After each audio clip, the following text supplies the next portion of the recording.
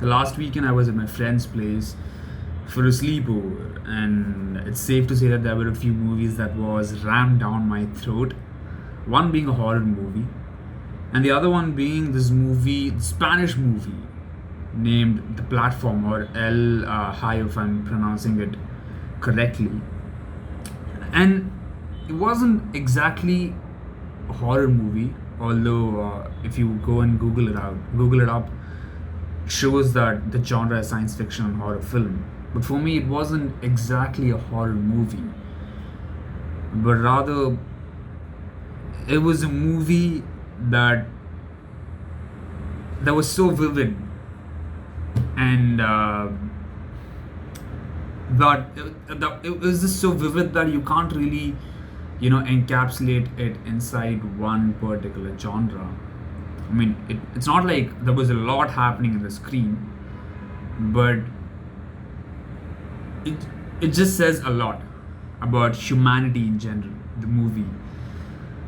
Uh, I don't know where to start exactly, because as the movie progressed, my eyes were just glued to the screen, and as much as I wanted to stop watching it, it was just it was so difficult to watch the movie, and yet not watch the movie, just to understand what humanity, just to understand the definition of humanity, because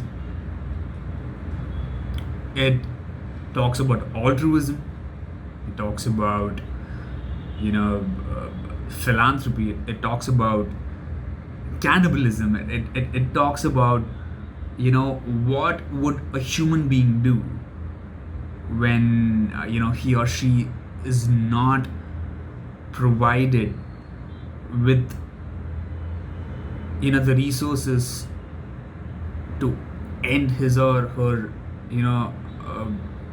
needs for that particular period. And I'm really sorry that I'm taking so many pauses right now, because it still has a huge effect on me, because that's how good this movie was, and it just gave me a whole new perspective to look around myself and what people are going through, and how much difference I could make in the society and help them out. So I don't want to beat about the bush in the premise. I would rather just talk about the movie. I don't want to give a lot of spoilers. This is what the movie is about. So it's about this prison which has cells stacked one over another, and it has two inmates in one particular in one level, in one floor, or in one cell, whatever you could whatever term you want to use. And there's this platform that moves vertically downwards, and it basically has the supplies, it basically has the food for that particular day. They serve food every single day, and it's not like it replenishes itself for every single floor. So there's a particular amount of food provided. In fact, there's copious amounts of food provided, but by the time it reaches the most bottom level of the prison, everything has been exhausted, and the person who has been assigned the top few floors are the ones who kind of exploit the resources that they are provided with, that they're bestowed upon, and the people who are trapped underneath are kind of the ones who resort to cannibalism and all sorts of unorthodox means to just end their means, to just survive somehow for that one particular month, because every single month they're assigned a new platform, they're assigned a new stage. And the story revolves around this one particular person named Goreng, and this guy Oh, and one more thing, I don't quite remember all the characters' names because it's kind of difficult to pronounce and difficult to remember. But all of these names are Indonesian or Japanese, and all of these names kind of signify a particular culinary, if that's the right word to use, or a particular cuisine of food-related stuff. So it kind of revolves around that. And so the story basically, revolves around this one person named Goreng who voluntarily, chooses to go to this prison for a period of 6 months, half a year, in exchange of this degree, this diploma that he would get from a college, and provided he finishes a book. So every single prisoner or inmate, a cell inmate, could bring in one particular object, just one of it, which he or she could, use or enjoy in that particular period that they are assigned, and nothing more than that. So he realizes that his inmate that he's been assigned, in the very first month, is Trimagasi. He's an old man, and he hasn't come here voluntarily. He has been forced to be here because he kills a man accidentally. And there's a story behind it. Actually, go and watch the movie. But he kills a man accidentally, and he's been in the prison for almost a year now, almost 10 months or something. And he had an option to go to this psychiatric hospital or this particular prison, and he chose this. And in the very first month, he kind of mentors Goreng, right? He kind of tells him how to behave and how to live here and how to fit in.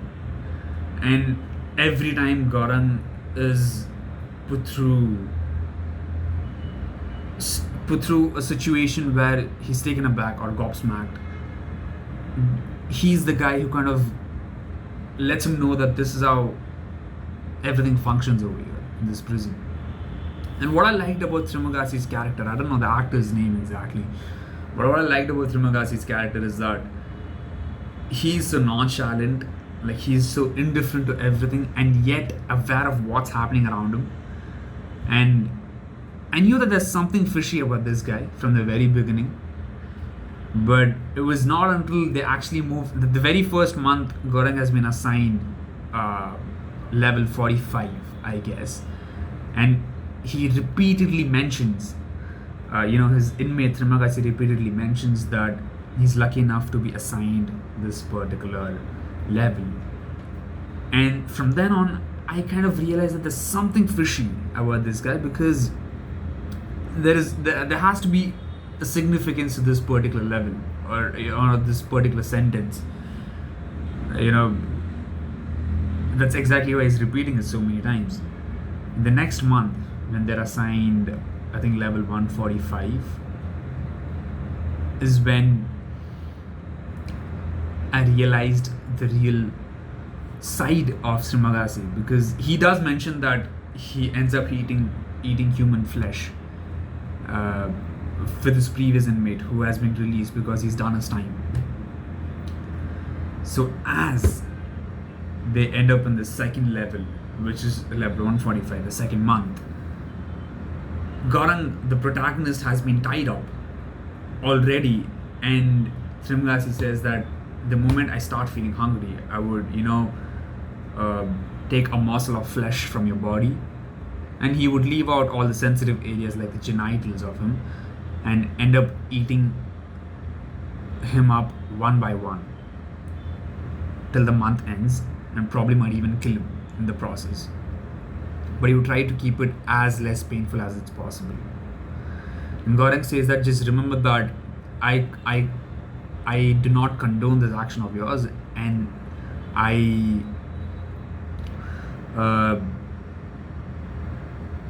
find you responsible that I've been put in this position and not the people above us. And this is when I kind of draw a comparison between Hannibal Lecter from Silence of the Lambs, which was played by Anthony Hopkins, and the actor who plays Trimagasi, because it kind of felt similar. He was trying to pay tribute of homage to that, Anthony Hopkins' character, Hannibal Lecter in Silence of the Lambs, but at the same time, this kind of had its own ingenuity. It had its own individuality, and that's what I liked about this character.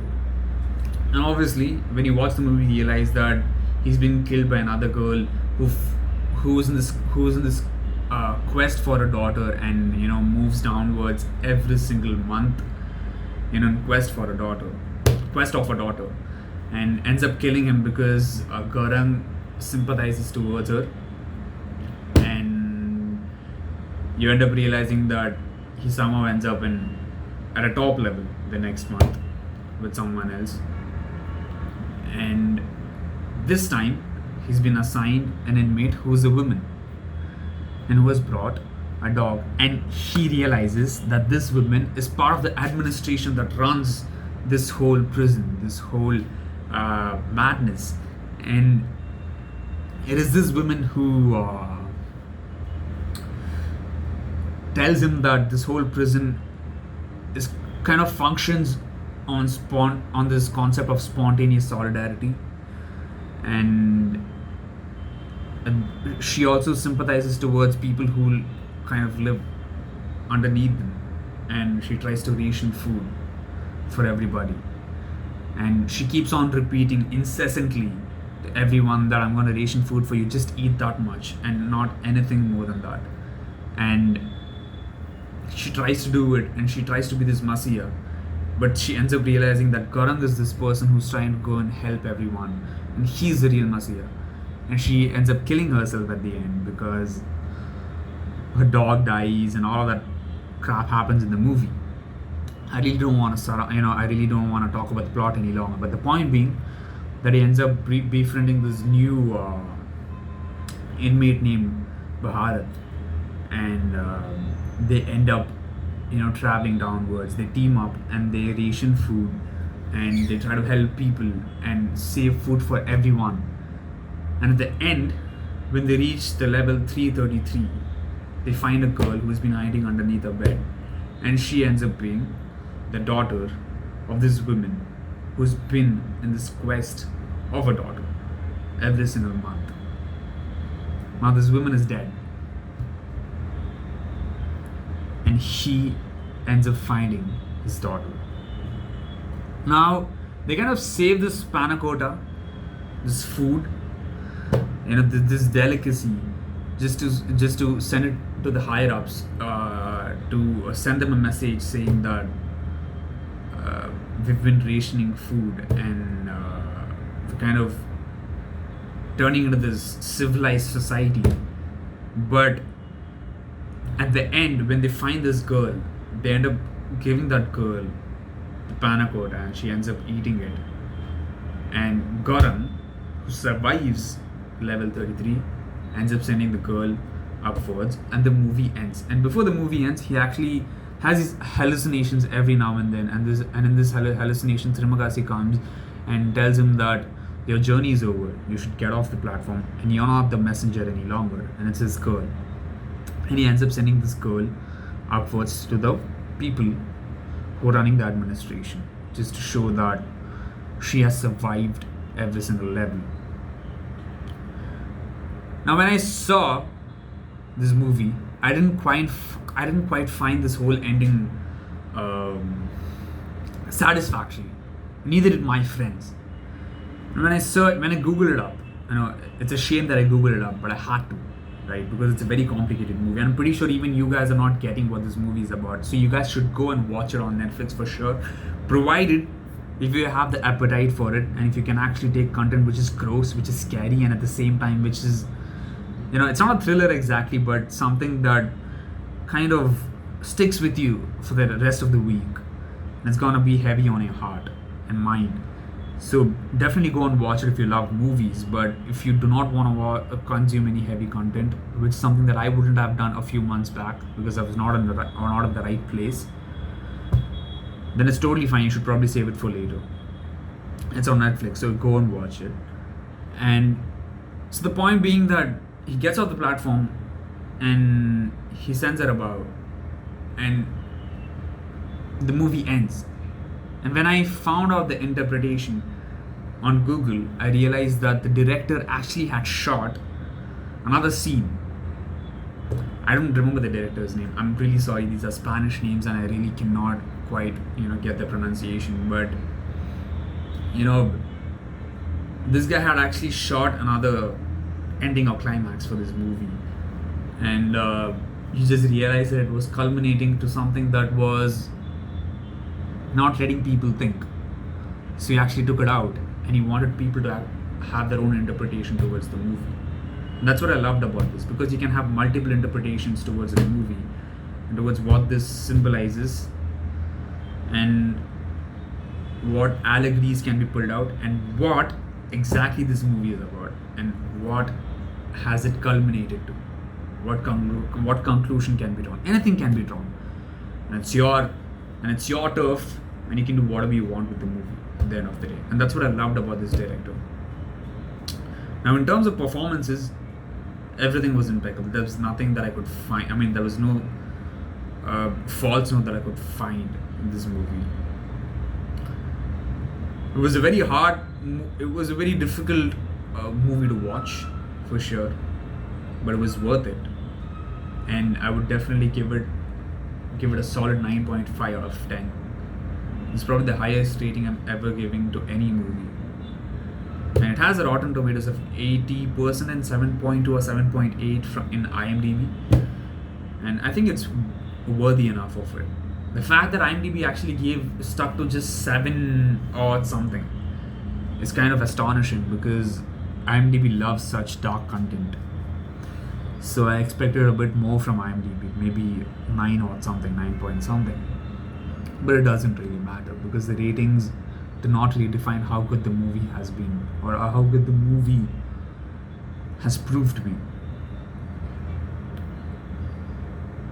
Now, there's another Spanish movie called Cell 211 or something like that. I don't remember its name, but this is kind of inspired by such movies. There are a lot of other Spanish movies which are, which fall under a similar genre, or which fall under a similar storyline.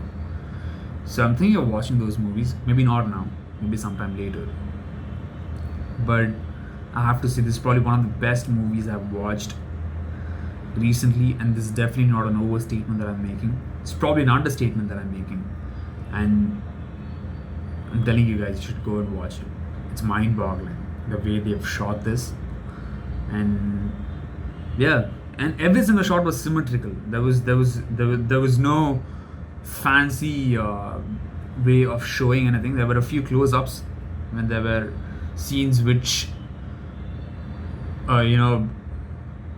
which had tension in it, but apart from that, it was a pretty simple camera angle throughout the whole movie, and that's what I liked about it. They kept it simple. The color grading was amazing, because there was red when every month ended, and when you know that the gas is gonna go off and they're gonna be put to sleep, so that they find themselves in a new level every single month. And that was a beautiful concept, just to show that life is full of surprises, and it's colorful, and it's mostly dark and grayish, and that's what I loved about this movie. That's it from my side. I think you should go and watch this movie. But apart from this, if you have any other suggestions, you can definitely put it down in the comments, and we'll try to shorten our video even more. I wanted to keep it short, but I actually couldn't, because this movie has so many aspects to it that I had to cover it. But try to keep it short and script my videos from now on. And I'm going to be brutally honest with you right now, because I know that you've been following our content. I really appreciate the fact that you have been following our content. And it means a lot to us. Your support is everything. Please do like, share, and subscribe. And have an amazing day. And until then, goodbye.